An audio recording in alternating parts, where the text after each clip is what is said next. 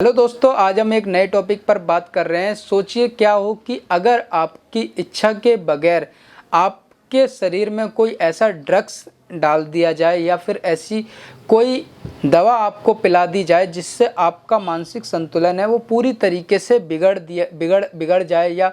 आपके शरीर में कुछ ऐसे साइड इफ़ेक्ट हों जिससे कि आपको बहुत ज़्यादा गुस्सा आ जाए और आप अपना मानसिक संतुलन पूरी तरीके से बिगड़ जाए और आप किसी अन्य व्यक्ति पर हमला कर दें, या फिर किसी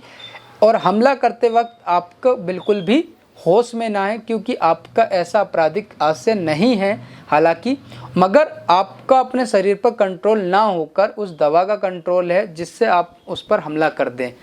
अब हमला आपने किया है और उसे चोटिल करा या उसकी मौत कारित हो गई है, तो ऐसे में कोर्ट में तो आपको लेकर जाएंगे। आपको किस सेक्शन में आईपीसी के किस सेक्शन में आपको कोर्ट के आगे बचाव लेना है, तो मैं आज उसी सेक्शन के बारे में बात कर रहा हूं, जब अपनी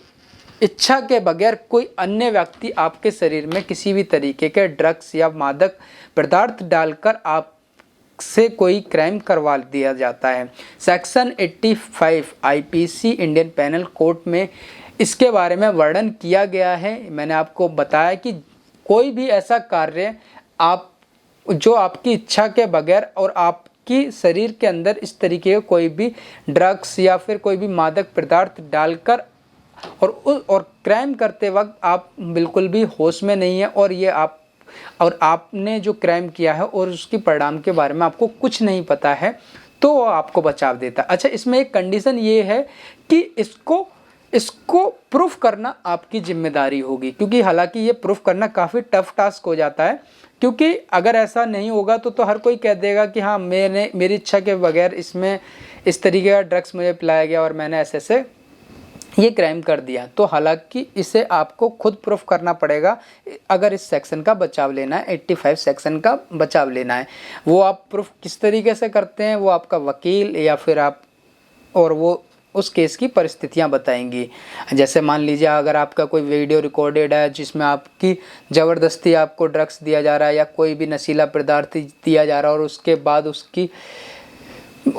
पकड़ में आने के बाद आप होश में नहीं हैं, आप इधर से उधर पड़ रहे हैं और फिर किसी व्यक्ति से लड़ रहे हैं या चोटिल हो गया वो व्यक्ति, तो आपको आई होप बचाव मिल सकता है, क्योंकि आपको वीडियो ऐसा कुछ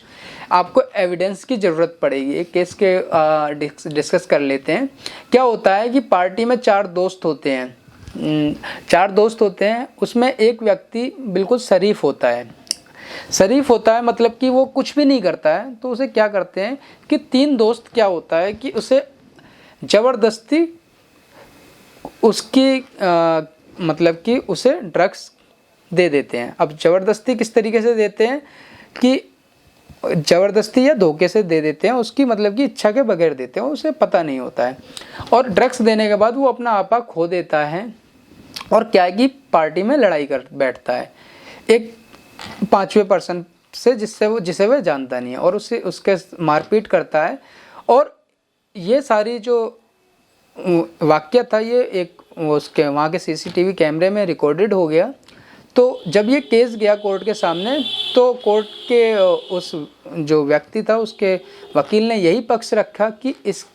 इसका पुराना आप इतिहास देख लीजिए, आप इसके रिलेटिव से पूछ लीजिए, ये किसी भी तरीके का कोई ना तो ड्रग्स लेता है ना ही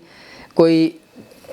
शराब वगैरह पीता है, तो इसलिए इसे बचाव मिलना चाहिए। और कोर्ट ने भी ऐसा ही किया, क्योंकि वहाँ पर सबूत था कि उसको ज़बरदस्ती ड्रग्स दिया जा रहा था। तो आई होप ये जानकारी आपको मिली हो। हम आपको ये जानकारी सिर्फ इसलिए देते हैं कि आपकी नॉलेज बढ़ सके। कोई आपको हम किसी भी तरीके का क्राइम करने के लिए बढ़ावा नहीं दे रहे हैं, आप ध्यान रखिए इस चीज़ का।